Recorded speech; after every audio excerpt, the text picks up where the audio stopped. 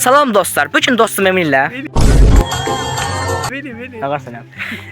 yarışacağız. Bizi zorlu etaplar gözləyir. Yerdə dayanacağız, baş aşağı dayanacağız və havada dayanacağız. Ən çox dayanan isə qazanacaq. Ən az dayanan isə sos qəməcək. Və Emin, birinci sən dayan və saniyəni başlatdım. Və gördüyünüz kimi dostlar görürsünüz. Görün Emin neçə saniyə dayana biləcək. Emin. Hakkım yoktu. Hə, Emin qılçaları qaldır Emin. Dal qılçaları belə qaytar. Bax, 10 saniyə dayandın Emin. Helal olsun sənə. Halal olsun dayı oğlu. Dayana bilirsən bundan sonra.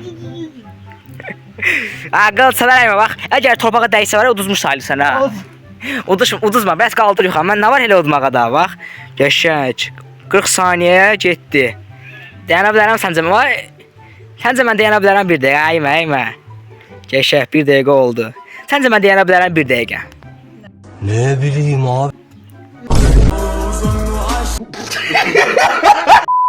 Hə Emin. Sən vazgeç bəş. Hə, mən vazgeçdim. Başladı. Yaşa, başla sən. Səndən çox dayanacağam. 10 saniyə getdi mi indi də? Yok 8 saniyedir. Ben 1 dakika 36 saniye. 26.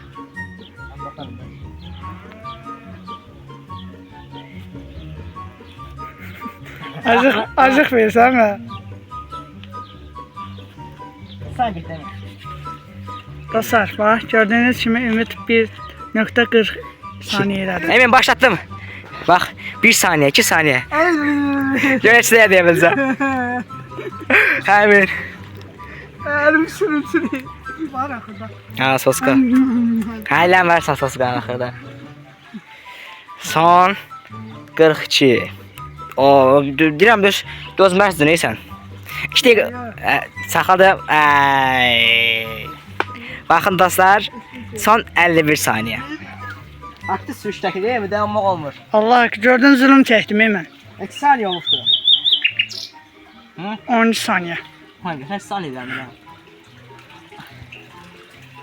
Ben ne saniyede yandım? Ne bileyim ben.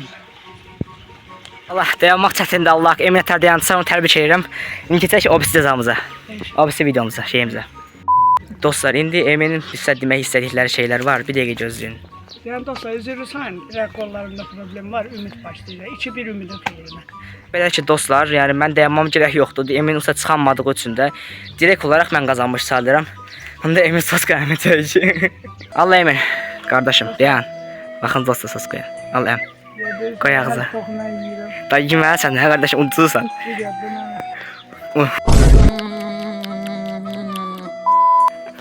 Biraz Em belə. Gel deli kardeş bakın buna. Neyse dostlar, başka videoda görüşmek üzere. Hoşça kalın.